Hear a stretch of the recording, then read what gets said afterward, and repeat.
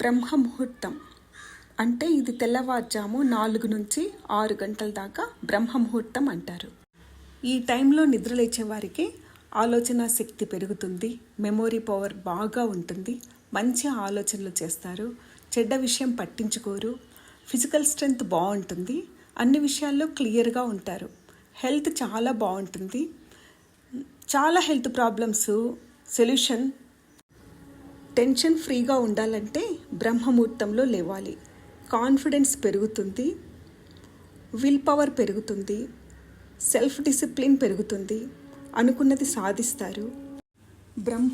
బ్రహ్మాండం అంటే యూనివర్స్. సూర్యుడు ఉదయించే టైంను రుద్ర టైం అంటారు. దీనికంటే ముందు వచ్చే టైంనే బ్రహ్మముహూర్తం. అన్ని మతాల్లో ఈ ముహూర్తంకి చాలా పవర్ ఉంటుంది.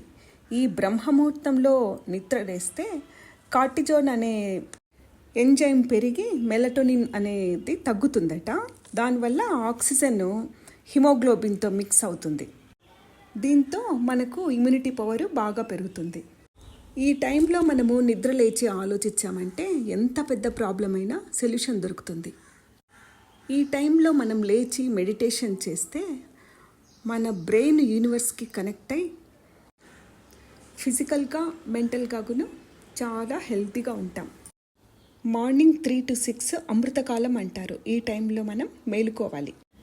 6 to 9 రుద్రకాలం, పడుకోరాదు.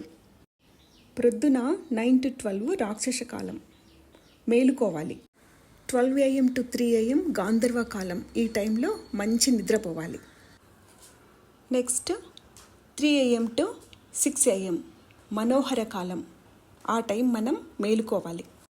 మన హెల్త్ మన చేతిలో ఉండాలంటే అర్లీగా పడుకోవాలి, అర్లీగా నిద్ర లేవాలి.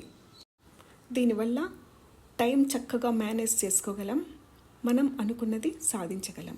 Thank you.